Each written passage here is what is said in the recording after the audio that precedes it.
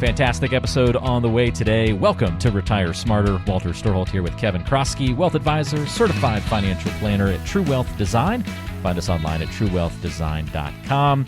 I know we're going to be talking about some banks, some recent current events happening in the financial landscape and dominating the news a little bit. Can't wait for Kevin's perspective on all of that. But Kevin, first of all, it's just been a couple of episodes since we've had you on, and Tyler's been holding down the fort for a while, so good to catch up with you.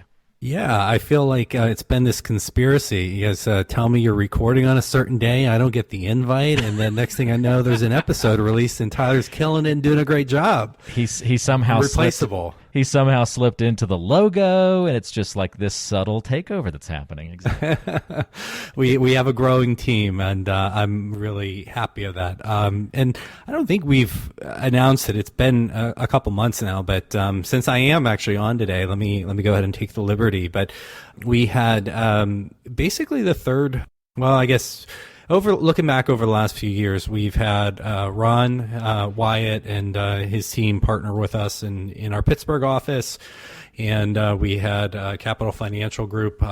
Peterson reached out to us and thought we were doing a good job from what he knew of us, and asked us to take care of his clients as he retired. And we had another one at the tail end of last year, and have just been working through that sort of integration and onboarding process of clients from Plans to Prosper, who's also in Western Pennsylvania, very near where I grew up. And we have a very strong advisor, Audrey, that joined us as part of that too. So we've been growing, we've been busy, and it's been an honor.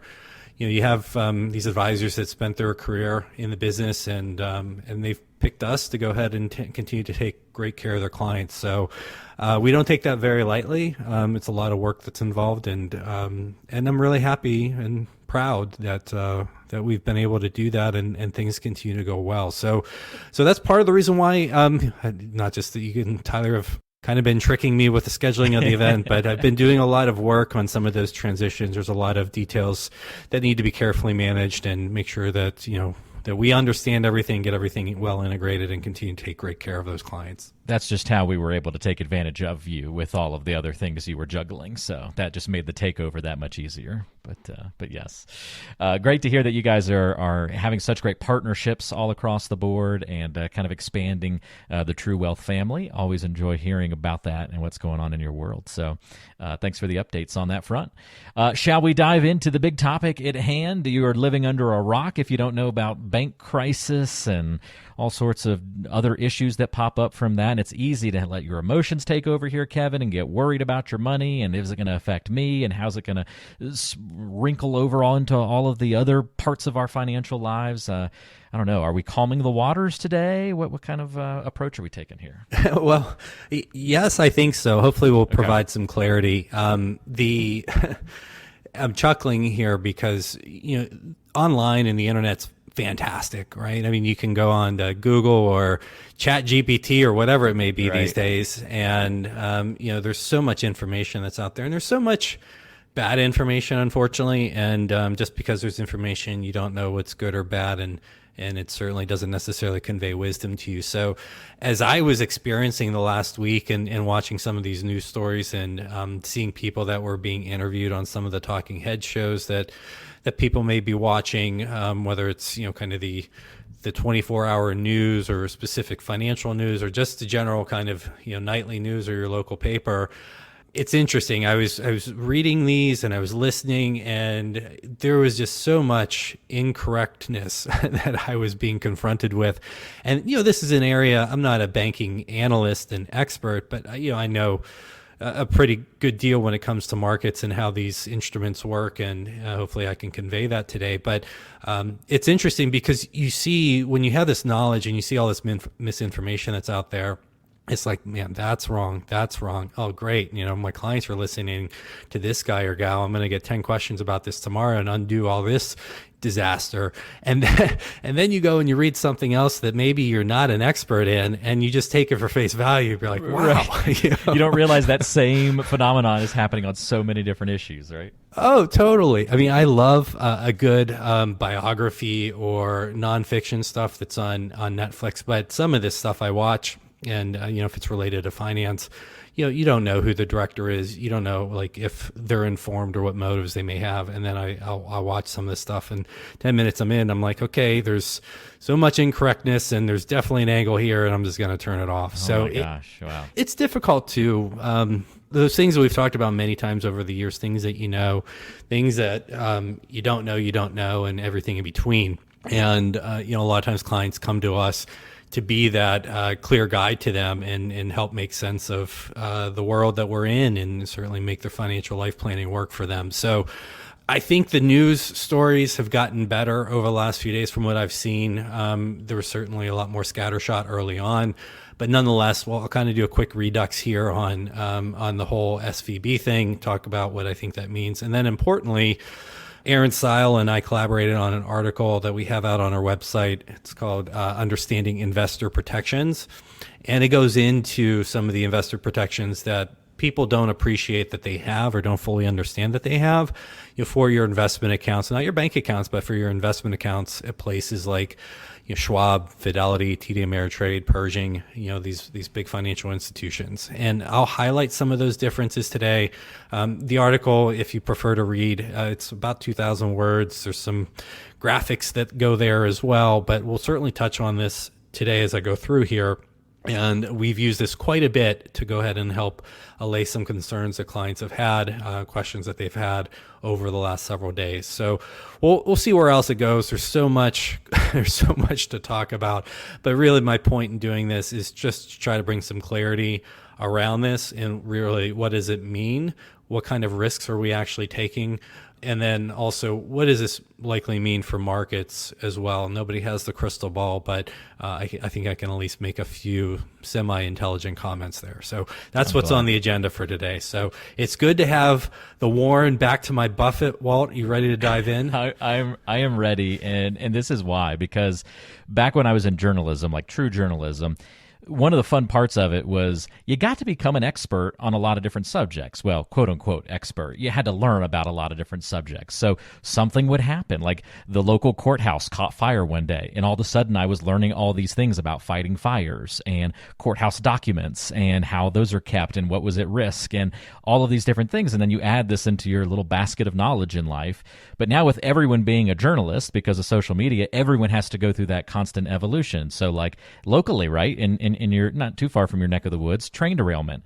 And it's national news. Everybody in the world's becoming an expert on train derailments. And I feel like it's the same thing with this financial crisis and with the bank issue. Is like all of a sudden we're all having to pretend like we know what's happening with the banks, and like we knew what SVB was before it happened, and all this other stuff. So that's why it's so hard, and so complex, and so deep to try and put it all in a nice little basket. It's just such a vast thing to understand with so many layers. So one of the things I love about being the Warren to your Buffett, I suppose that's quite the compliment, Kevin, is how you can make the complex a little bit simpler and easier to understand, so we can get a little smarter in the process. So can't wait for your breakdown. All right, you got it. So here, I'll give a kind of the quick rundown as I understand it on the bank failure. So I think as many or most have heard now, this Silicon Valley Bank, or SVB for short, was really concentrated from a client-based standpoint for a lot of these tech entrepreneurs, a lot of VC or venture capital sort of companies, early stage technology companies. And one of the things that people may have heard, they may not, but a lot of times there are, these companies aren't profitable, and they'll go out and they have to raise money from VC investors, and those investors are typically concentrated through venture capital funds. So some of the largest VCs are in Silicon Valley and San Francisco, and so the people that run these funds may have a multitude of companies that are under their funds. So we'll come back to that in a minute, but that's ultimately what caused the bank run, sort of that client concentration. And not that it was just these companies all talking, but you had these VC fund managers that were really directing their companies to go ahead and move some money. So if we go back to kind of pre-COVID, and we've talked about this a lot, but you had, growth companies, particularly, Walt, I remember doing an episode why something to the extent that technology companies cannot continue to outperform. And that was, I think, mid 2021. And it looks prophetic now, but it was kind of common sense, at least as I and many others saw it. Maybe not so much to most at that point in time because, you're kind of in it and you just saw the stuff going up. But kind of part and parcel with that, these VC companies were bringing in money. So they were going ahead and selling an equity stake and bringing in money, and they were putting it into SVB, using that to go ahead and fund their operations, so on and so forth. And because they had some money coming in, but they weren't making money, they consumed quite a bit of it. So that happened, and then when COVID happened, and not only did we have zero interest rates, but the government really literally was providing not just monetary stimulus through the Federal Reserve, but they provided fiscal stimulus. So they were issuing tax credits, a few rounds of those, like American Opportunity credits, things like that. So people were getting checks in the mail or bigger tax refunds. And also the businesses were getting pretty significant refunds as well and credits, the Paycheck Protection Program or PPP or ERC. I think that was the employee retention credits. And so what you saw throughout the banking system were deposits, because money was created, were just inflated quite a bit. When you looked at the year-over-year growth, deposits went up quite a bit. Interest rates were near zero, so they weren't really paying their depositors anything, so it wasn't that big of a deal. But banks basically have this money, short-term money, that you can demand back at any time, and they put that to work through loans. But it takes some time to make loans, and there has to be demand for them. So what banks may also do is then invest some of those excess deposits into securities. And this is where SVB was a bit of an outlier. So on two fronts, it was the client concentration that I mentioned, and then disproportionately, they invested a lot more of those excess deposits into securities. And it's not like they were taking a ton of risk. They went out and they bought treasury notes. So, generally it was about like a 5-year note. And at that time, the Federal Reserve was saying, actually, even through the early 21, the Fed was saying, hey, we're going to keep rates, at or near zero through the end of 2024. So, perhaps that helped SVB and other banks feel comfortable about taking a little bit longer duration risk. And ultimately, I think, as we know what happened last year in 22, sure, we had some inflation showing up, but then it was like, hey, is it transitory or not? And then we had all this pent up demand from the lockdowns. You had supply chain issues because of COVID and the lockdowns. In hindsight now, we had a lot of people that did not return to the workforce. So you had the workforce was shrinking, pushing up wages. Oh, then by the way, you had Russia invade Ukraine, creating an energy crisis and really skyrocketing prices there. And then China's zero COVID policy, which not too long ago they finally moved away from, but China was locked down for a very, very long time. So you had all of this stuff working together, and inflation was, rampant for a while. We'll see what the future holds there, but it's still pretty high. And so the Federal Reserve started raising rates incredibly aggressively throughout 2022. As we've talked on the podcast before, and I'm sure as any investor has seen on their statements, 22 was, not a great year to be an investor. You had, technology stocks broadly went down about 30%. You had value stocks went down much, much less than that, generally single digits. But you had bonds. If you just had aggregate U.S. bonds, they went down more than 10%. So it was a tough year for investors, but that's also made it a tough year for banks, because as interest rates went up, maybe they had to start paying a little bit more money on the deposits. There's still not much. I just logged into my Chase account, and Walt, I see I'm earning a whopping 0.01% in my checking account. Wow. Woohoo! 0.1. Nice. Yes, it's not zero. That's better than 0.001. Yeah, I'm thinking positive here. But so rates started going up. Money maybe started going out. Banks, started competing and raising some rates. But on those assets that SVB bought, was generally, again, about 5-year treasury notes. And I didn't necessarily know this is from a banking analyst standpoint. It's pretty unique accounting, but they have kind of two types of securities, maybe more, but one is available for sale, or AFS, all these wonderful acronyms, and the other is HTM, or held to maturity. So what SVB did was put a lot of these notes into the held for maturity, and what that meant for them was they really just didn't have to mark them down. So again, think of interest rates as they went up, the prices of the bonds went down. It's kind of a teeter-totter relationship. So that's why those bond returns were negative in 22. And while you as an investor saw that negative number on your statement, on the bank balance sheet, they just put what they paid for it. They put their cost basis on it. Sure, they may have noted separately that, hey, there's an unrealized loss on these positions, or maybe they put in a footnote. And to my understanding, that's what SVB did. It used to be in a table and prominently displayed. And then as it got worse and the bank's balance sheet deteriorated, it ended up in a footnote. Just going to hide that a little bit. Yeah, let's make it in a, hey, let's 8-point font sounds a lot better than 12. Let's put it down there with a little footnote. And so, things got tough. And then kind of the bank run, started happening from some of those VC fund general partners and their portfolio companies. So it was a classic run on the bank. It was fully disclosed, in the annual report. Again, it kind of moved to a footnote. It was disclosed in their 10Ks. The banking regulator saw it. This is how banks work. They take in deposits, and as somebody that takes money down to the bank, you should think of it. And I'm sure most people did not think of it this way, but you are giving the bank your cash, and basically it's a loan to the bank. It's a loan that you can demand back at any time, but it is in fact a loan. And, sure, there's FDIC coverage. And in this case, all of the depositors, whether they were insured under the FDIC limits or not, were made whole. But there's certainly no guarantee of that going into this. So cash in the bank is cash in the bank, but, there can be some dollars at risk. So we've had a lot of those conversations with clients. But real quick, if you look back further in time, go back to like the GFC, there was about 20, from what I see on the Fed's website, actually the FDIC's website, there was about 28% of uninsured deposits that were lost. IndyMac Bank was a big one. It was a bank in California.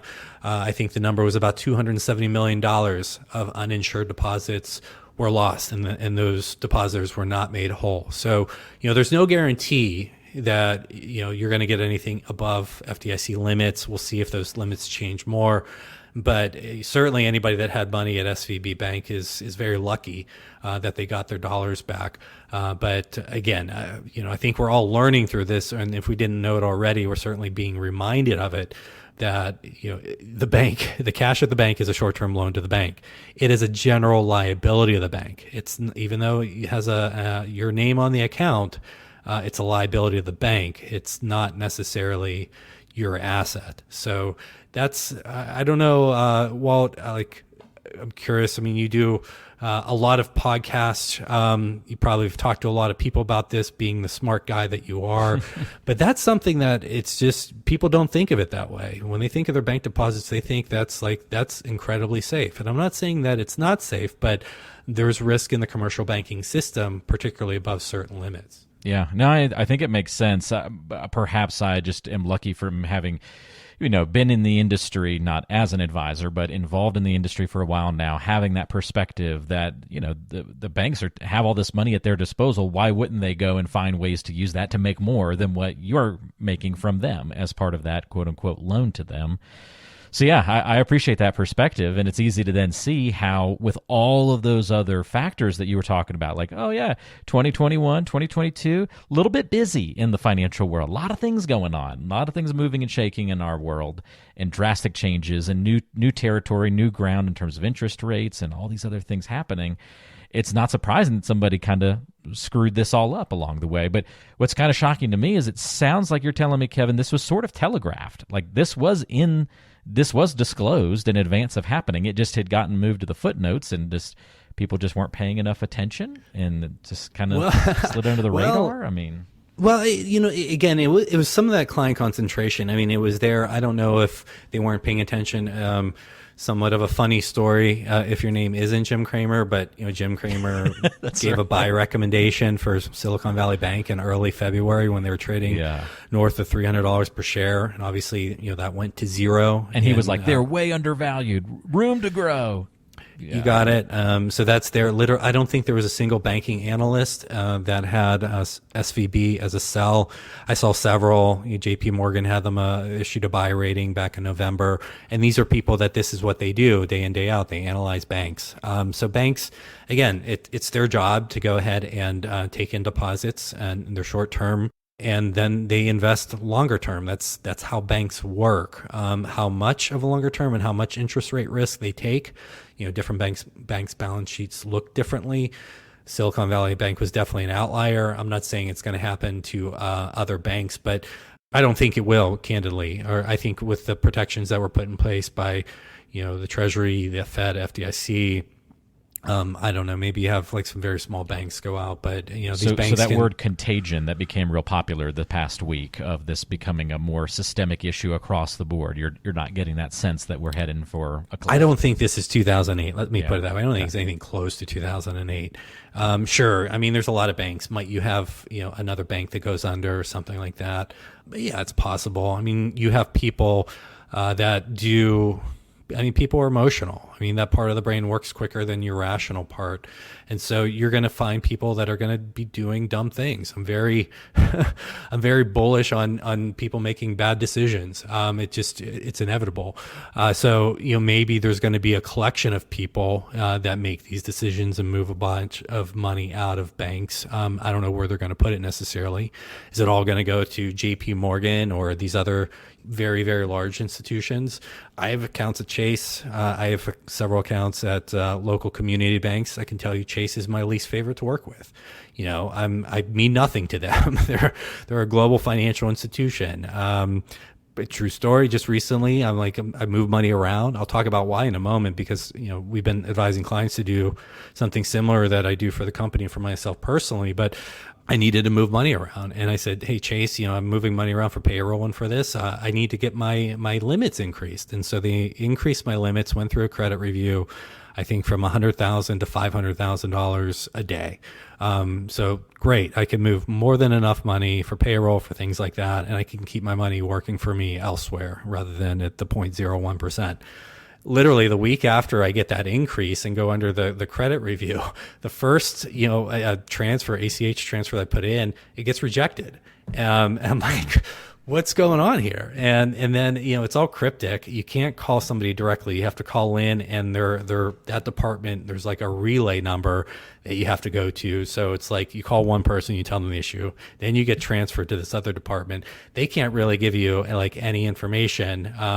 And they say, try it again or talk to like your local person. So long story short, I've been using these transfers for the last 3 years between these bank accounts. It's like clockwork. If they just look at the history in the account, okay, he does this all the time, not a big deal. Well, it's probably like 50-50 that they're going through these days. And it's just ridiculous. But I go to my community bank where they know me, banked with them for a while. They have my financial statements and personal financial statement and all that. I call them over the phone. I say, hey, I'm having a problem with Chase. Can you go ahead and send a wire to me, to the Chase account, send it the other way, and I get it done. Those relationships to me matter a great deal. Chase's footprint's great. Their technology is great. There's no relationship there. It's a huge company.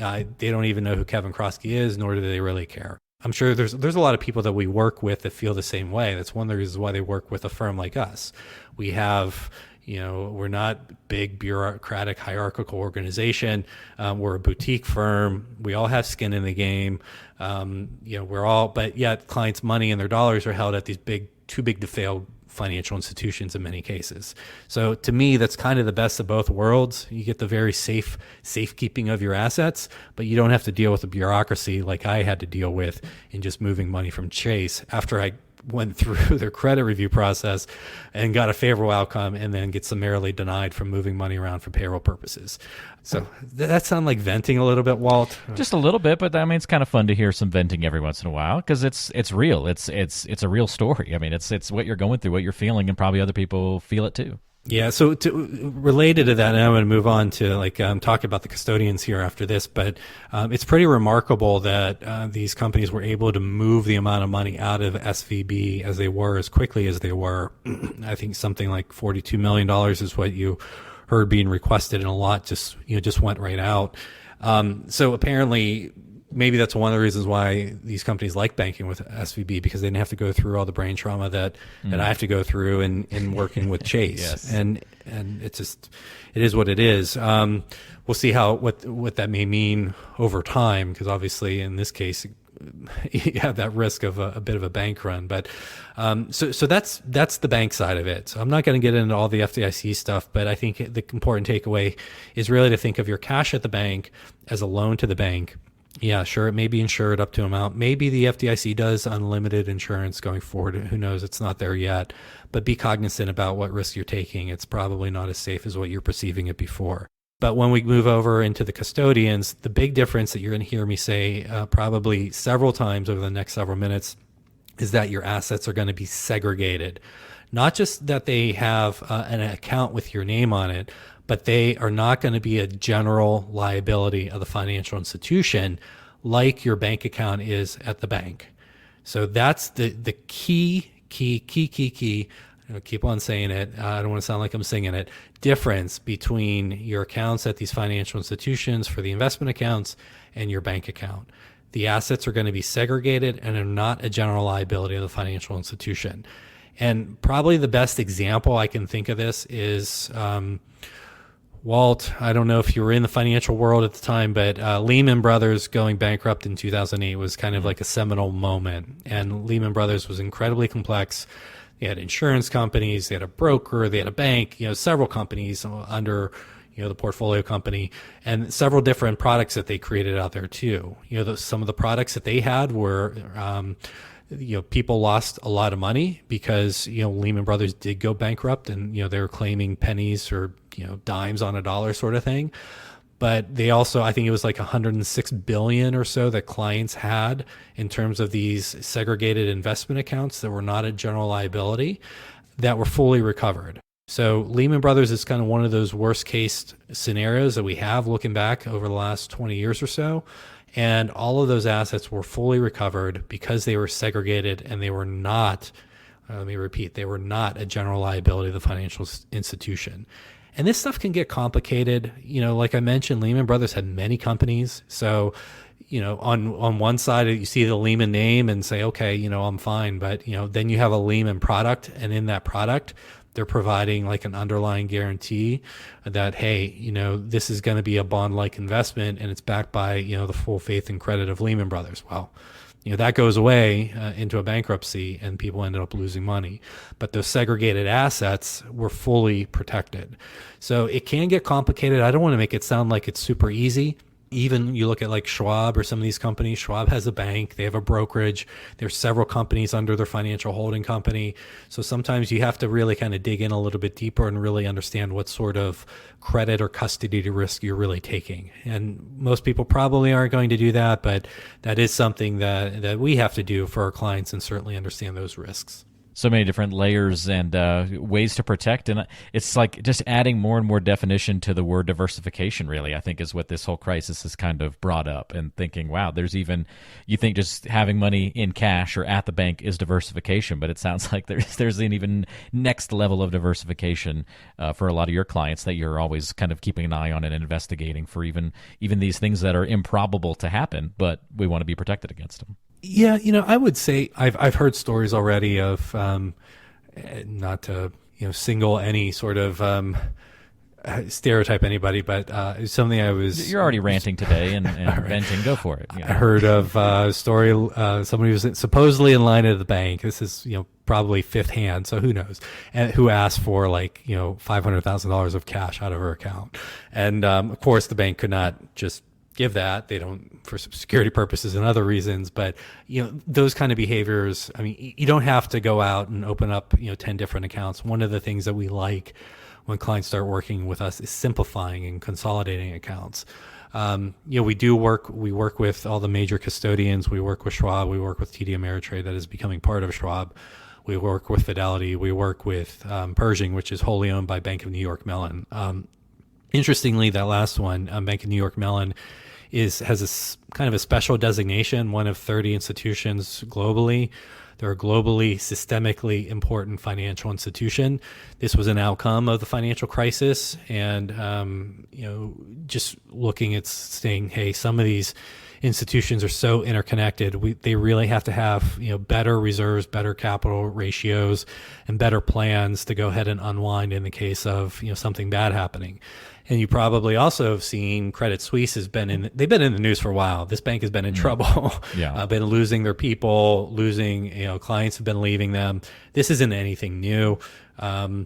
But they are too like one of these global SIFIs, if you will, SIFIs, systematically important financial institutions. So I'm kind of curious to see what's going to happen here. I don't think, again, I'm not an expert. I don't pretend to be one in this. I saw that they got some money from the Swiss bank today, but they have a bunch of good assets. I wouldn't be surprised if they sell that and get kind of back to their banking roots. But if something really catastrophic did happen to them, we haven't had any global CFIs go away. It would almost be, I would say, a good test case to see what would happen, but they're just designated as, they're too interconnected. Colloquially, they're too big to fail.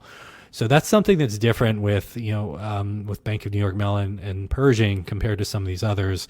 Schwab came under a lot of pressure. It didn't really make sense to me. If you looked at their balance sheet, they also had a lot of those same treasury securities that had unrealized losses. But that was, I think, a little short-sighted, and you've seen their stock price go down and then back up quite a bit over the last few days. So there's been a lot of just, I think, knee-jerk reactions, and there probably will continue to be for a while. Before I leave the investment protections, though, a couple things I should mention briefly. There's something called SIPC coverage, the Securities Investor Protection Corporation. It's not the same as FDIC. It's somewhat similar. You can go to the website and read about it, but it's $500,000 per account. There's cash. It's a little bit different. Or even in the case of Bernie Madoff, even though he was committing fraud and really never invested his clients' money, SIPC paid a fair amount of money to the victims of Bernie Madoff. So not a lot of people are aware of that. And then I know we're running long here, Walt. You let me kind of vent too much. No, it's good. I like it. Well, we've missed you for a few weeks, so you got some extra wiggle room on this episode. Here's something that I think is really important and also isn't understood. So not only I mentioned about the custodians and the segregated accounts, but now think about what you hold within in those accounts. You're going to hold whether it's an individual stock. That's pretty straightforward. But if you own a fund, whether it's a mutual fund or an exchange traded fund, what about that? And here too, it's so investor friendly. I'm not talking about you take an investment into like a diversified basket of stocks or into a bond fund. You're trying to take specific risks there, whether it's the risk of owning companies or lending to companies. That's how you should be thinking of it. It's a little bit more complicated than that, but on a broad brush, that's it. But if those companies go away, well, what then? This was a question that just came up the other day. Well, I just had a conversation earlier today. Client had a large rollover of a pension plan.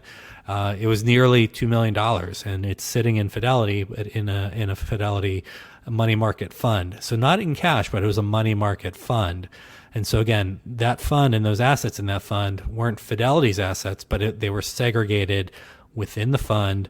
And then when you go into the fund as well, and this could be, again, it could be a mutual fund, exchange traded fund, what have you, those are separate companies. And those companies don't really have employees, but and this is all regulated on the securities laws dating back to the 1930s and 40s. But you have this division of labor there. So think of like Vanguard or Dimensional Fund Advisors, who we use quite a bit. Even though they're the investment advisor, they don't own the mutual fund. Rather, they're appointed by the mutual fund board to go ahead and manage the fund. And then that fund also has a separate custodian that really handles and takes possession of the securities, the stocks and bonds, what have you, within the fund. That separation between the management of the advisor and making those decisions and the custody of the funds, it's mandated by securities laws. So, and those are, again, all segregated. You have banks that are holding that as well. All those banks go through public accounting, and in those cases, those are not general assets of the bank. They are segregated assets. So not only do you have the segregation of your assets with your accounts at the custodian, at the Fidelity, at the Schwab, at the TD Ameritrade, and they're not a general liability of those companies. Also within the underlying investments that you're likely to own in those accounts for the mutual funds and the ETFs, you have something very similar. You have that sort of separation of church and state. You have that transparency. You have those checks and balances. It's all set up to be that way to really avoid, fraud and abuse. And it's worked really, really well for about 100 years now with those securities laws.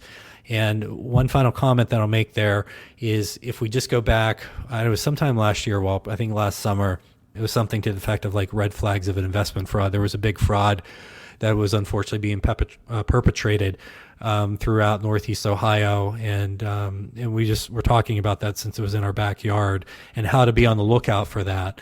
That'd be episode 107 for those who want to go check that out. Thank you. And we went right through there and talked about how, again, there was no custodian, there was no separation of church and state. People were just writing, checks to this guy's company, just like Bernie Madoff's, commingling the money. It was just a fancy IOU, supposedly backed by real estate, but it really wasn't. And again, private investments can be okay, but you need to have a heightened due diligence process there. Having an auditor, having a custodian still are very important. Private doesn't necessarily mean bad, but it does mean riskier because some of these protections aren't the same as what you have under the Securities Act for mutual funds and ETFs and things like that. So what are you keeping your eye on moving forward out of what we've seen from the crisis so far? I'll give you my opinion. I'm not gonna shy away from this. Okay. I mean, you're on a roll today. You might as well go with it. Yes, I've got all this pent up sort of vocalization, and this is why you have to regularly be on the podcast. Like, get this stuff off your chest. That sounds like, and I will be, and I'm taking a moment here to pause as I skim through to see what's happening in the market because it's changing so quickly. So here's my gut, and I'm just going from the gut here, and as I do that. Let me, I guess, first say it's always important to be highly diversified in your portfolio and your investment strategy. It's always important to know what risks you are taking with each investment within themselves and also their contribution to the whole of your portfolio. You really want to build something that's robust. I'll call it robust to chaos, regardless of what happens, with growth, with interest rates, with whatever it may be. So that's kind of, first and foremost.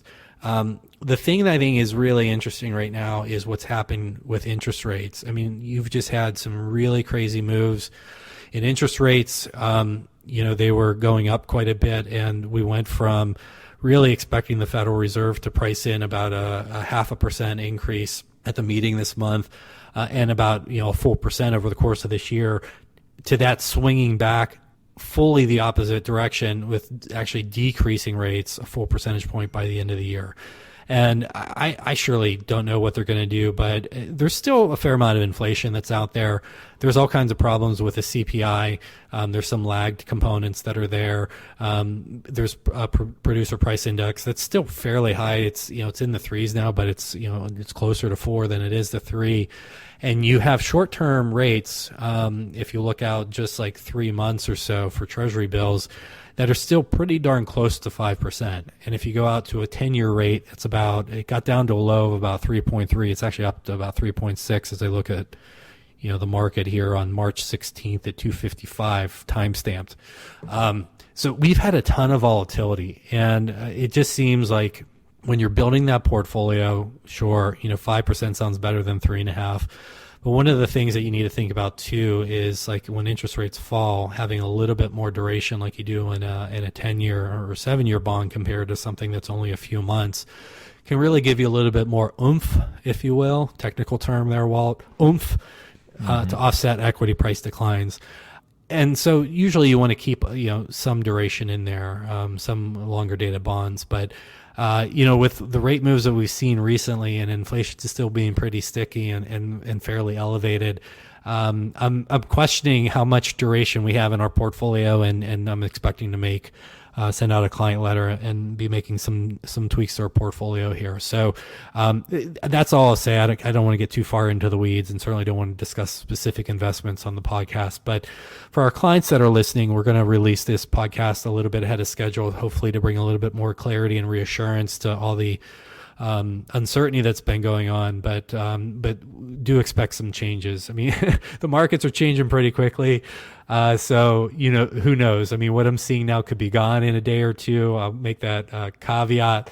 But I fully expect that we're going to be, kind of buying some shorter term bonds and going to be yielding, close to that 5% rate that I mentioned. And it's going to be less credit risk in the portfolio, which should be good in some different environments. It's easy to say you're going to do that, and people may be thinking that even that aren't clients say, "Oh, well, I'm going to do that." But then you have to ask yourself, well, where am I going to take it from?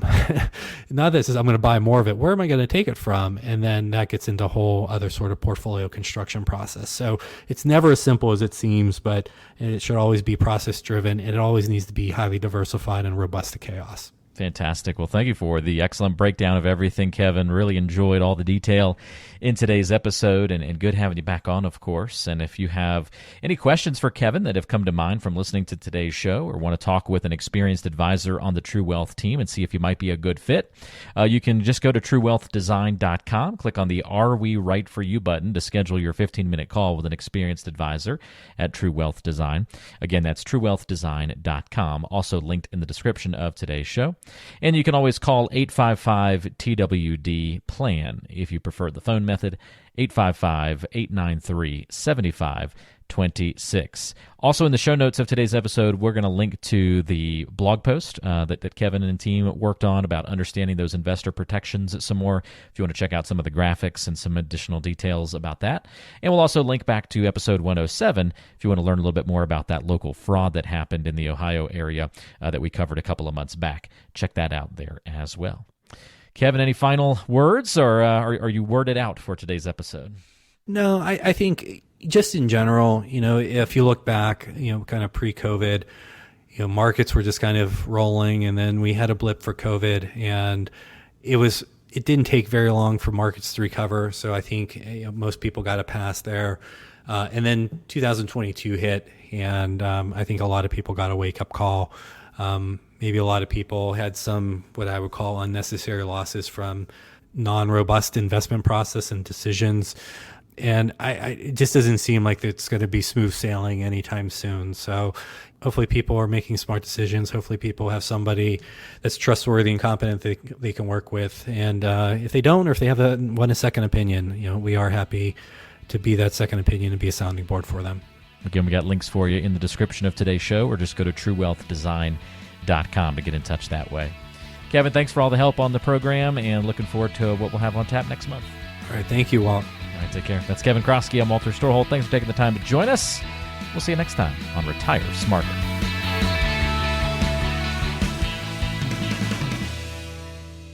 Information provided is for informational purposes only and does not constitute investment, tax, or legal advice. Information is obtained from sources that are deemed to be reliable, but their accurateness and completeness cannot be guaranteed. All performance reference is historical and not an indication of future results. Benchmark indices are hypothetical and do not include any investment fees.